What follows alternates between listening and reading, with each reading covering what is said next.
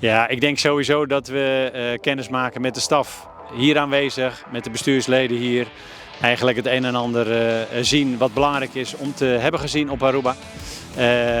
Maar wat denk ik nog het allerbelangrijkste is dat de speelsters die op Aruba wonen, dat we daar 4 dagen mee aan de slag gaan. Omdat ook die spelers onderdeel uitmaken van het team.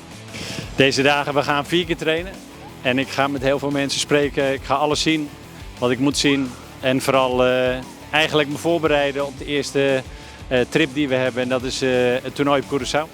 Ja, goed, uiteindelijk moeten we voor Curaçao natuurlijk een selectie gaan samenstellen. En in Nederland hebben we natuurlijk een groep speelsters die daar actief zijn. Die ga ik ook de komende weken zien en spreken. En nu hebben we een ideale gelegenheid om hier op Aruba de meiden hier te zien spelen en te spreken. Ja, dia aqui nós temos camping para nós por vai começar scout e hungador ng kutabay hunga pa ewega ng kutabay bini que me ewega ng Benidero que me hungador ng kuta hunga aqui na Aruba.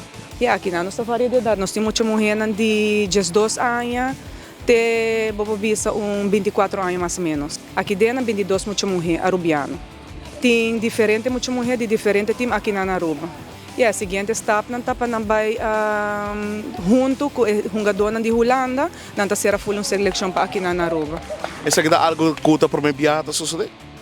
Se bom mirele, sim. Passo antes nós estava tati basta jogador de Aruba mesmo, pero agora que nós está tati par de Holanda, pero agora nós tem mais e nós tem bons coach de Holanda também, que é qual tá Arjan van der Land. Ja, é algo grande, passou já ela coach team nacional de Holanda, acaba de muita mulher, que é de pequenas, de qual nós por sim a de gele e para nós prosseguir vai adiante.